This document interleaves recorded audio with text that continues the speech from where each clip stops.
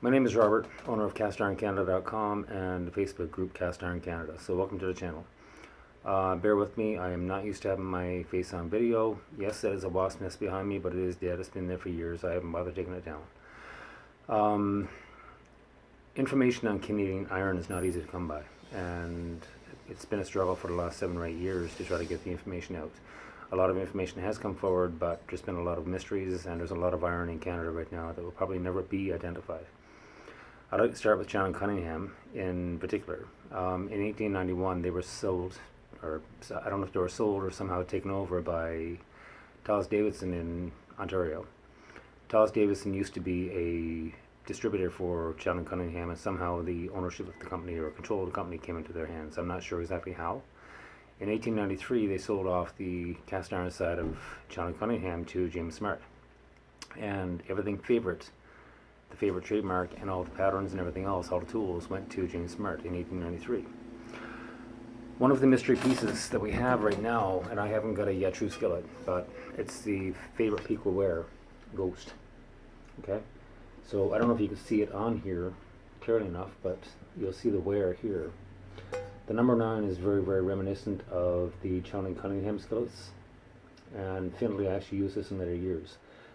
Up here you will actually see favorite Piqua Ware, and on the Chown and Cunningham pieces it used to be favorite CNC ware. So at some point Chown and Cunningham were either making these skillets, or they were in cahoots somehow with favorite Stoughton Range in Piqua, Ohio.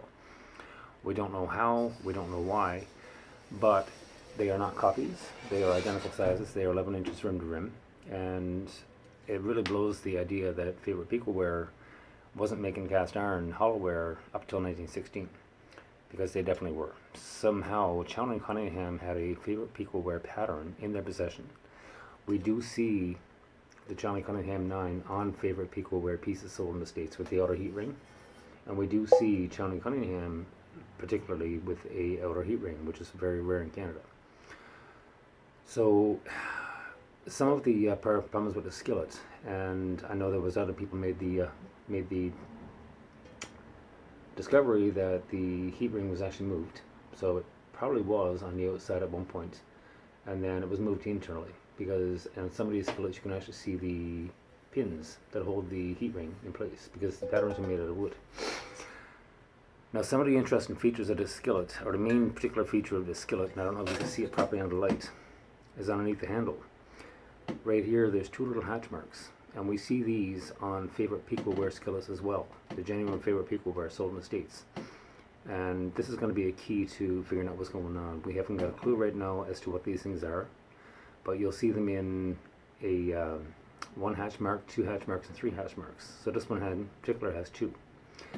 The number 9 is definitely James Smart, and on the handle is a diamond G, if you can see it clearly right there. Okay, so again, it's a mystery. Now, by 1898, Findlay owned the favorite trademarks and all the patterns and tools that he carried on making stoves, but we don't know what happened to these patterns. So if you do have these skillets, especially the ones made in favorite Piqua Ware, on the back with the outer heat ring or inner heat ring, I'd like to see them. And especially if you had the Piqua with these lines. And I will post some pictures. If you want to join the group, you can actually search the group for pictures of the Chown and Cunningham CNC favorites. You'll actually see that they are identical, and they are identical in size. They are 11 inches rim to rim, or lip to lip, and they're actually not a bad little piece. Now, James Smart at some point really bastardized these. They buttered the bottom of these, and I don't know if their pattern maker was drunk or what the case was, but they're really, really terrible on the bottom. I do have another skillet I will show you to show how bad these things were. But it seems like literally, I don't know if Chown and Cunningham or James Smart was making favorite Piqua Ware back then. We see them in 8s and 9s particularly, but we do see unmarked pieces. In number 7 with the hatch marks under the handle, but we don't see anything else. Everything with these hatch marks under the handle is actually, everything is favorite.